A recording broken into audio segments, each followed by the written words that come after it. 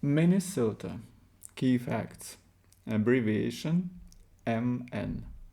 Nicknames: North Star State, Land of 10,000 Lakes, the Gopher State. Capital: St. Paul. Flower: pink and white lady slipper. Tree: red pine. State muffin: blueberry. Bird: common loon. Motto: L'Etoile du Nord, the Star of the North.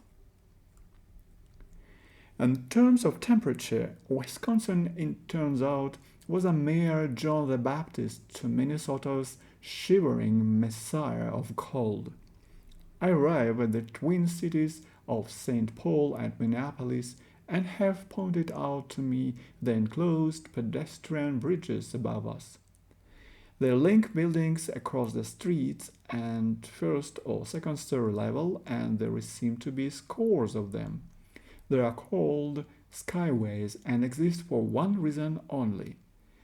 It is so unbearably freezing in winter that no one, no matter how well wrapped up, wants to venture out onto the streets. The skyways allow the citizens to travel the city center, shop, eat, and work without once exposing themselves to the Arctic temperatures without. The car is in a heated garage at home. They drive to an underground car park, heated, and they send by elevator to the office where they work or to the shopping center where they have come to visit. It means that in the coldest city in America, most of the citizens go out in temperatures of -40 without gloves or a hat. The smart ones keep something in the trunk, boot, however, just in case. Incidentally, you may be asking yourselves whether I mean Fahrenheit or centigrade when I write -40 degrees. Let me cause a frown of puzzlement to crease your pure and noble brow. It makes no difference. None whatever. Huh? Well, it just so happens that -40 degrees is the temperature at which Celsius and Fahrenheit exactly meet. It's one of those things. The ice hole, Argus and sonar. Anywho, as they say up here in that Scandinavian American accent made popular by Minnesotan natives Joel and Ethan Coen in their film Fargo, I'm here to make the best of the cold weather. Those unbenign Minnesotans who avoid it in the Twin Cities have counterparts who embrace it.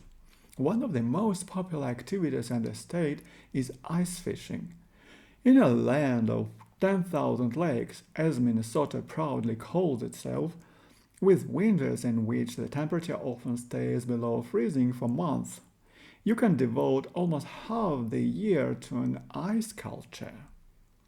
Camp events, tented villages, whole encampments grow up on the bodies of water that surround Minneapolis and St. Paul. You can drive 10-ton trucks onto the ice, so thickly frozen it is. Viewed from the air, and I am lucky enough to get a plane ride over the city, these encampments can be seen to number in the hundreds, mostly men, all devoted to fishing. And here we come close to the heart of the American character and its self-contradictory mosaic of oddities. Ice fishing, as imagined by you and me, is a traditional sport passed down from the Eskimos and Indians. We eschewed the incorrect political correctness that would have us say Inuit and Native American. They don't say it themselves, and they think we are silly to trying. A traditional sport, but a simple one. A small hole is made in the ice. A little rod and line with a baited hook at the end is dangled in, and we wait for our quarry to bite. Such a proceeding, ancient, primal, and atavistic, is surely to be desiderated in the modern America of shopping malls and leaf blowers. Time to wind down, to commune with a chilly but benign nature, to be at one with the wind and the snow and the frozen waters, a farewell to machinery and noise. Simplicity. If you think that, as I confess to having done, then it shows you still have much to learn about America, principally about the American male who is closer to Homer Simpson than ought to be allowed. Tools, gear, power machinery, big trucks, gadgets, noise. I meet Tim at the bait and tackle shop where I buy my fishing license. We drive in his enormous pickup truck to the shores of Lake Minnetonka. The mini element derives from a Lakota word meaning water. Minnesota means clouded water. If, like me as a child, you were made to learn parts of Longfellow's song of Hiawatha, which is also set in Minnesota, you will remember the lines about Hiawatha's lover, Minnehaha laughing water, handsome of all the women. Actually, Minnehaha doesn't mean laughing water, it means curling water or waterfall, but I prefer Longfellow's interpretation.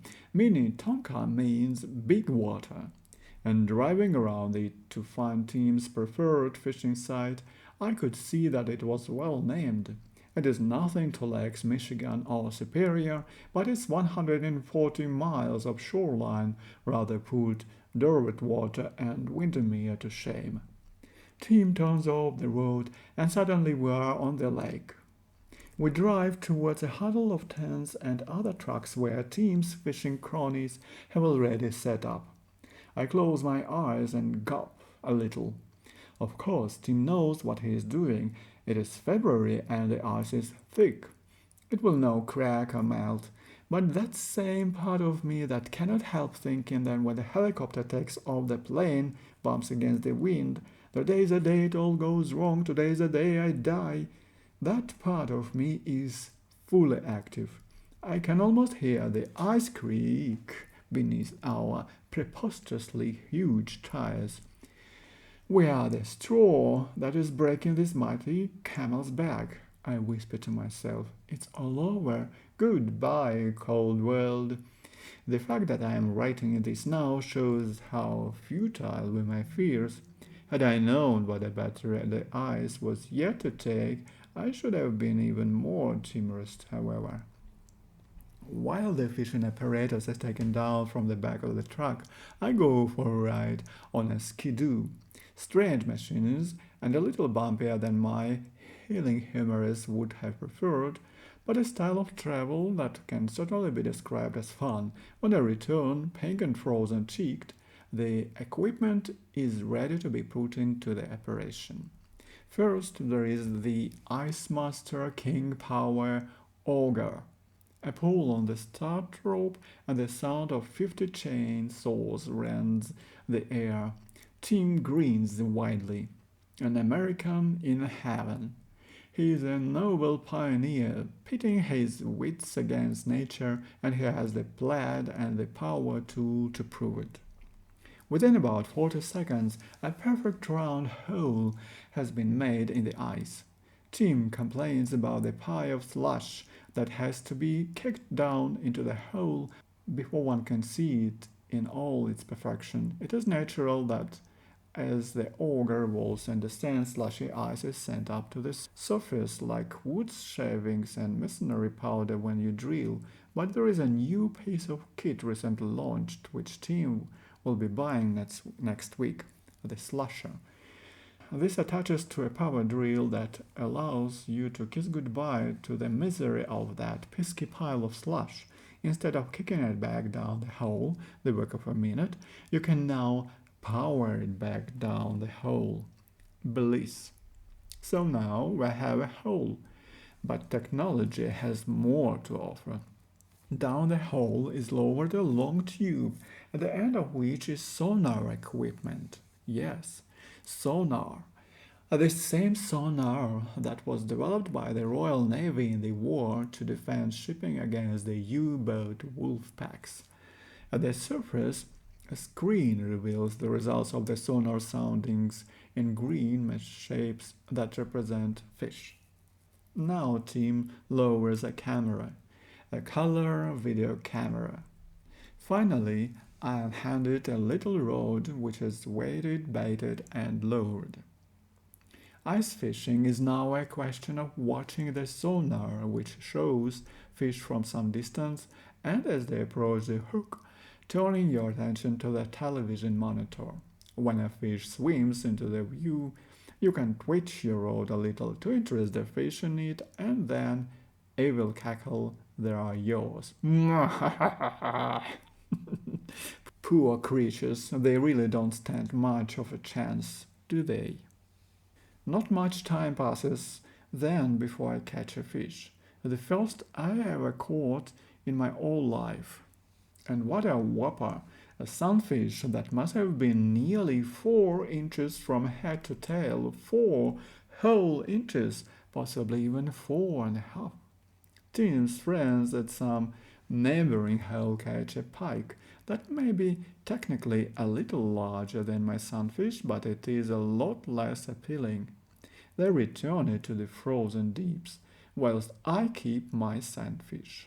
Naturally, Tim has full cooking equipment, gas pans, flatware, and so forth.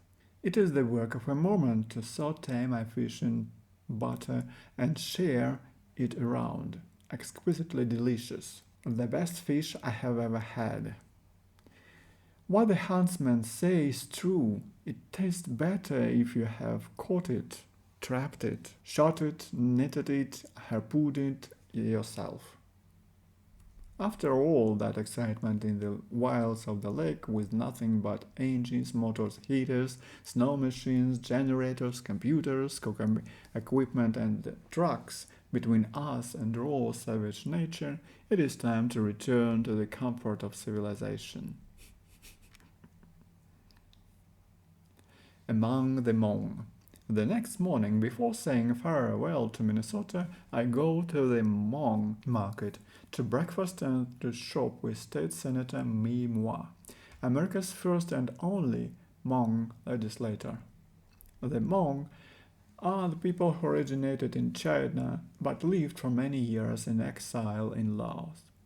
They supported the US during the Vietnam War, and many of them were settled in America during the 1970s, principally in Fresno and the Twin Cities of Minnesota.